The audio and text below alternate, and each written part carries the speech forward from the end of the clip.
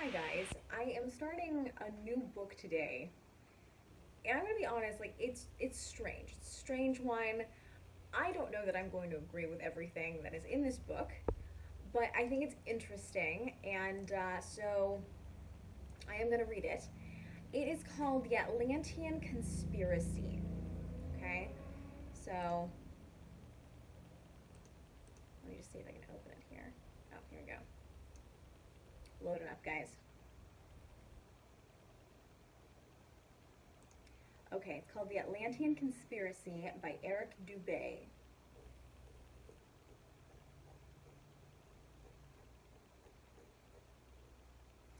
First subheading, Presidential Bloodlines. Did you know all 44 US presidents have carried European royal bloodlines into office?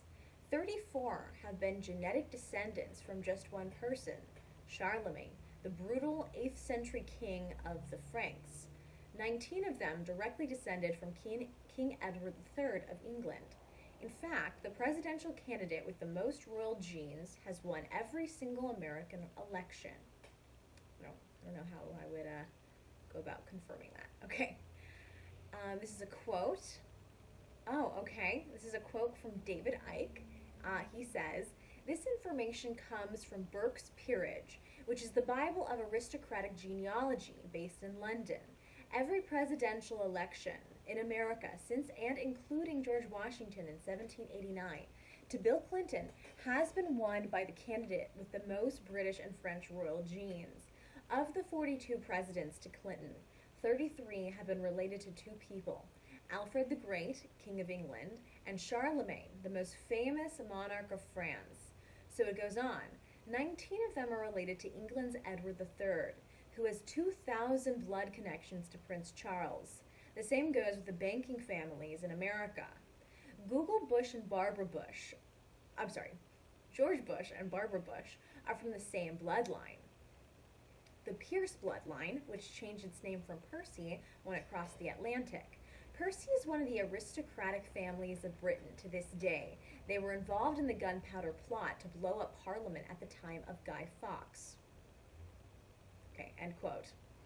If America declared its independence from the European monarchies in 1776, how is it possible that every single president has descended from European monarchs? If presidents are democratically elected, as we are told, what are the odds that we would always choose members of British and French royal bloodlines to lead us?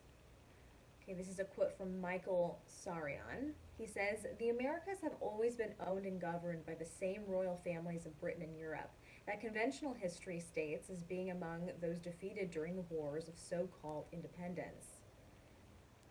This is another quote from David Icke. "If it really is the land of the free, and if, as is claimed, anyone really can become president, you would fairly expect that the 43 presidents from George Washington to George W. Bush would express that genetic diversity. You're having a laugh. The presidents of the United States are as much a royal dynasty as anything in Europe, from whence their bloodlines came."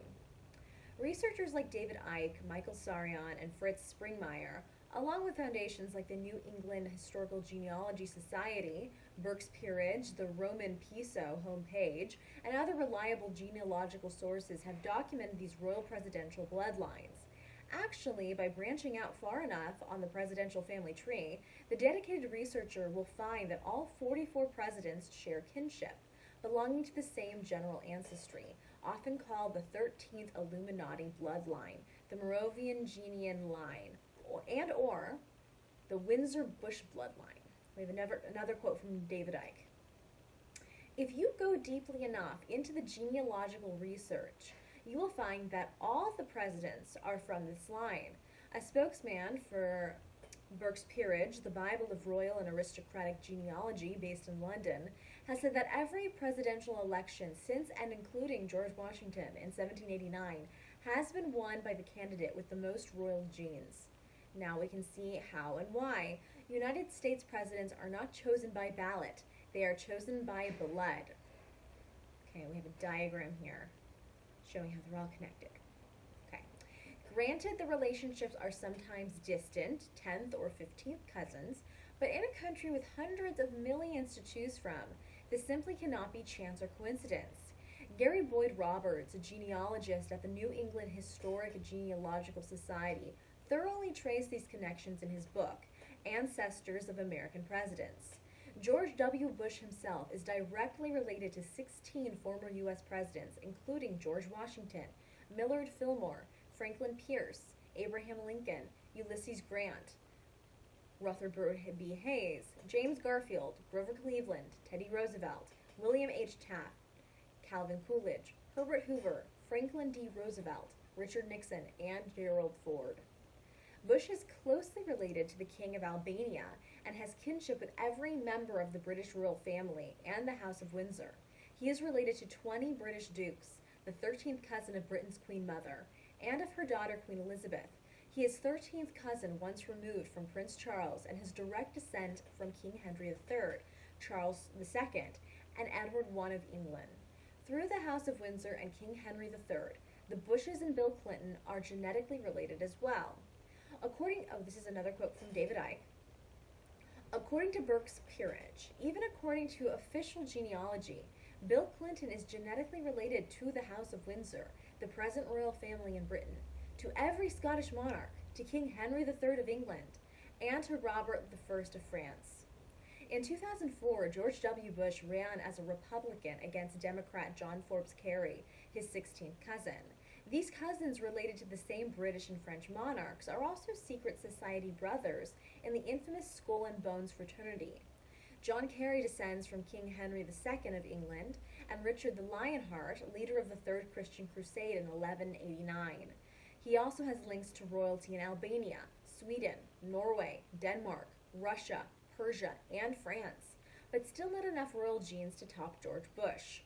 Earlier in 2000, we see the same story. George W. Bush ran neck and neck with Al Gore, another supposed Democrat and cousin of the Bush family. Al Gore is a descendant of Edward I, Roman emperors Louis I, II, and Charles II, and is direct descendant of Charlemagne, which makes him a distant cousin of Richard Nixon and George W. Bush. So the top Democratic candidates against Bush in 2000 and 2004 were actually his cousins. Michael Sarian, Where History Ends, DVD. This is another quote from Harold Brooks Baker, Brooks Peerage, Publishing Director, blah, blah, blah, Nexus Magazine. Okay. Never in the history of the United States have two presidential candidates been as well endowed with royal alliances. There has always been a significant royal factor in those who aspire to the White House, with President George Washington, Thomas Jefferson, Theodore Roosevelt, Franklin Roosevelt, and Ronald Reagan, among others, all boasting blue blood links. Al Gore, a descendant of Edward I, he is also a cousin of former U.S. President Richard Nixon, who resigned from the White House in 1974 for his part in the Watergate scandal. However, Al Gore does have direct links to the Holy Roman Empire. He is a descendant of Roman emperors Louis II, Charles II, and Louis I, and is therefore also a direct descendant of Charlemagne, the 8th century emperor. The problem is that Gore's Charlemagne links also make him a cousin of George W. Bush. End quote. By placing bloodline members on both sides of America's faux political dichotomy, the old monarchs have guaranteed their right to throne under the guise of democratic elections. Back in 1996, we see the same tactic as Democrat Bill Clinton defeated Republican Bob Dole, his cousin. Even Bill Clinton and Bob Dole, who opposed each other at the 1996 election, are distant cousins. They can trace their ancestry to England's King Henry III, who reigned from 1227 to 1273, and U.S. Presidents William Henry and Benjamin Harrison. Clinton has far more royal blood than Dole and is directly descended from the same bloodline as the House of Windsor, every Scottish monarch, and King Robert I of France. This is why he was the Brotherhood's choice. David Icke. End quote. The Windsor-Bush bloodline reaches from the American presidents back to British/European royalty, and it doesn't stop there. It continues back through Roman emperors, all the way to Babylonian kings and Egyptian pharaohs near the beginning of recorded history. From Marie Antoinette and King Louis I don't know what that number, Roman numeral is. The French line continues back through Louis something, Charles something, Henry something, Philip something, Robert II, and many other French monarchs. It passes the de Medici family, specifically Queen Catherine de Medici of France, who supported Columbus' expedition to the New World, along with the bloodline Queen Isabella of Castile, King Ferdinand of Spain, and the House of Lorraine. It was also Queen Isabella and King Ferdinand who started the 350-year Spanish Inquisition, which ordered the murder of millions who refused to convert to Christianity. And from the House of Lorraine, Duke Godefroy de Bouillon became the first Crusader king of Jerusalem. This is a quote from David Icke. Father George and wife Barbara Bush are both the descendants of Godefroy de Bouillon, who in 1099 led European noblemen in the successful crusade to recapture Jerusalem from the Islamic faith and moved into the king's palace at Temple Mount. Godefroy de Bouillon was the first king of Jerusalem and the Duke of Lower Lorraine, a major region for the Illuminati bloodline. So when George W. Bush, a descendant of the de Bouillon through his mother and father, talked of a crusade against Islamic terrorism, this was no slip of the tongue, as was reported. The British line goes back from Prince William and Harry, through Prince Charles and Princess Diana, to Queen Elizabeth II, King George VI and V, King Edward VII, Queen Victoria, King Edward III, II, and I, and King George III, II, and I. Then it passes through King James, who ordered and financed the now most widely read version of the Bible. Before James came Mary Stuart, King Henry III, King Henry II, and I, King John, signer of the Magna Carta, and back to the Plantagenet and Habsburg dynasties under the Roman Empire. Other branches carried the bloodline to Scotland, Austria, Germany, Spain, Sweden, and even Mexico. This is a quote from David Icke. This same bloodline also includes key Scottish families like the Lords of Galloway and the Commons, Marie Louise of Austria, who married Napoleon Bonaparte, Kaiser Wilhelm II, the King of Germany at the time of the First World War, and Maximilian, the Habsburg Emperor of Mexico, who died in 1867. On and on it goes, into country after country. This bloodline connects into every surviving royal family in Europe, including King Juan Carlos of Spain and the Dutch, Swedish, and Danish royal lines, end quote. Before the Habsburg, the House of Lorraine and Charlemagne were the Merovingians, who originally brought the bloodline to France and Northwest Europe. Back in 4th century Rome, the bloodline passed through Emperor Constantine, the first professed Christian emperor, who initiated the Roman Empire's transition into a Christian state and presided over the First Council of Nicaea. He was preceded by the Roman Piso family, whom will be discussed at length later. Before them came Herod the Great of biblical fame and Ptolemy the 14th, son of the most well-known Roman emperor, Julius Caesar. Caesar actually married into the bloodline through Cleopatra, the most well-known Egyptian queen. A little further down this same bloodline brings us to Alexander the Great. One common link in this bloodline is Philip of Macedonia, who married Olympias, and their son was Alexander the Great, a tyrant who plundered that key region of Greece, Persia, Syria, Phoenicia, Egypt, Babylon, the former lands of Sumer, and across into India before dying in Babylon at the age of 33. During his rule of Egypt, he founded the city of Alexandria, one of the greatest centers for esoteric knowledge in the ancient world. Alexander was taught by the Greek philosopher Aristotle, who in turn was taught by Plato, and he by Socrates. The bloodline and the hidden advanced knowledge have always gone together. Back the bloodline goes past Alexander, past Nebuchadnezzar the fourth and third, and other kings of Babylon, all the way to ancient African kings and pharaohs of Egypt, Ramesses the second and first, Thutmosis the fourth, third, second, and first, Amenhotep, third, second, and first, and many more. For millennia, these kings, queens, pharaohs, and emperors have obsessively interbred with themselves to preserve and spread their bloodline. They have ruled over us since the beginning of recorded history, claiming they were given divine right to the throne by God or gods. This divine right is simply the right to rule by DNA. We have a head of state in Britain to this day this is a quote, again by David Icke. We have a head of state in Britain to this day who is only there because of her DNA, and the whole freeloading hierarchy of the royal family is structured according to a person's DNA relationship to the king or queen. What is royal rule by DNA, if not outrageous racial and genetic elitism? This divine right to rule has nothing to do with the divine and everything to do with the real origin of these bloodlines. They claim to descend from the gods of the ancient world, and who or what these gods were and are, I will explain in detail later. The royal families have interbred incessantly with each other since ancient times because they are seeking to retain the DNA corruption that can apparently be quickly diluted by breeding outside of itself. How interesting that the families of the Illuminati and the power elite do the same to this day. Why? They are the same bloodlines. The royal divine bloodlines of ancient Sumer and Babylon, now Iraq, Egypt, the Indus Valley, and elsewhere expanded into Europe to become the royal and aristocratic families that ruled that continent and most of the world through the British Empire and those of France, Belgium, the Netherlands, Germany, and so on. As the people began to challenge and reject the open dictatorship of royal rule, the bloodlines began to move underground by operating among the population in all the areas that control modern society.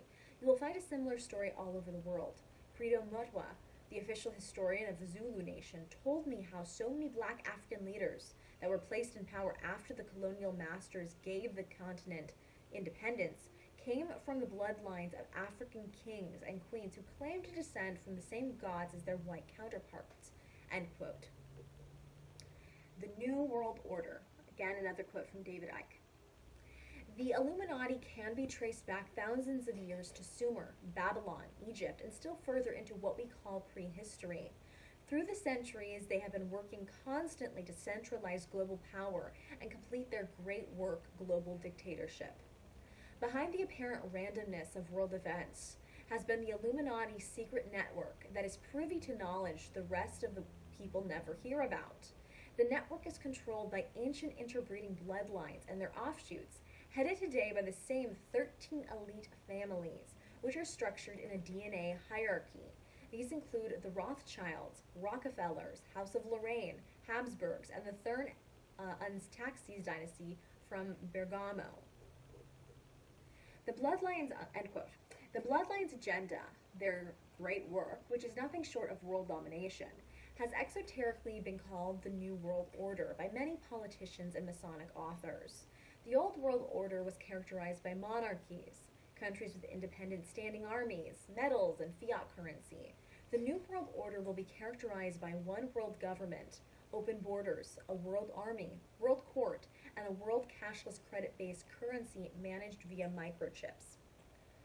Another quote from Paul Joseph Watson from his book Order Out of Chaos. The New World Order is not a conspiracy in the strictest sense of the term. It is an agenda. The agenda is orchestrated by a power elite that thinks it has the divine right to command total control of your life. But who are they? Who are the power elite? The UN, the EU, the Council on Foreign Relations, the Bilderberg Group, the Trilateral Commission, the Rockefellers, the Rothschilds, the Royal Institute of International Affairs, the Club of Rome. The list goes on, and there have been many books written that cover the history of these groups and how they connect to each other. The agenda is a worldwide consolidation and centralization of power into the hands of an all-encompassing world government. This system will evolve from the European Union, already in place, the American Union, derived from NAFTA, and the Asian Union. When these three models are in existence, they will be merged together to create the one world government. This is another quote from David Icke. I would emphasize that I am exposing an agenda, not a conspiracy as such. The conspiracy comes in manipulating people and events to ensure the agenda is introduced. These conspiracies take three main forms: conspiring to remove people and organizations that are a threat to the agenda, i.e. the assassination of Diana, Princess of Wales, conspiring to put people into positions of power who will make the agenda happen, i.e. George Bush, Henry Kissinger, Tony Blair, etc., and conspiring to create events which will make the public demand the agenda is introduced through problem reaction solution, i.e. wars, terrorists, bombs, economic collapses. In this way, all these apparently unconnected events and manipulations become aspects of the same conspiracy to introduce the same agenda. Hold on, guys, just a little bit of water. End quote. When confronted with a conspiracy of this magnitude, many say it is impossible because someone would have spilled the beans. If there was a huge global conspiracy for world government, someone would come out and say something. The fact is that congressmen, senators, secret society members, and alumnus themselves have publicly stated and written entire books about what they are doing. When asked how the American people would respond to the inconsistencies of the JFK assassination/Warren Commission report, CIA Director Alan Dulles simply said, "The American people don't read. The conspirators know the general public doesn't read, and the books they write don't attract popular readership." And that wasn't a quote. Okay, this is a quote. This is by the political commentator G. Edward Griffin. The past record of man is burdened with accounts of assassinations, secret combines, palace plots, and betrayals in war. But in spite of this clear record, an amazing number of people have begun to scoff at the possibility of conspiracy at work today. They dismiss such an idea merely as a conspiratorial view. End quote. This is a quote from FBI Director J. Edgar Hoover. The individual is handicapped by coming face to face with a conspiracy so monstrous he cannot believe it exists. End quote. This is a quote from U.S. Ambassador Joseph P. Kennedy. 50 men have run America, and that's a high figure. There exists a semi-secret cabal of globalists bent on one world government under the United Nations, world military through expansion of NATO, World Bank/cashless currency, and a microchip population. The conspirators are a group of bankers, businessmen, politicians, media owners/personalities, Illuminati families, and secret society elites. They implement their power through the vehicles of Freemasonry, the Bilderberg Group, Bohemian Grove, Skull and Bones, and the Council on Foreign Relations, the Trilateral Commission, and the Committee of 300, to name just a few.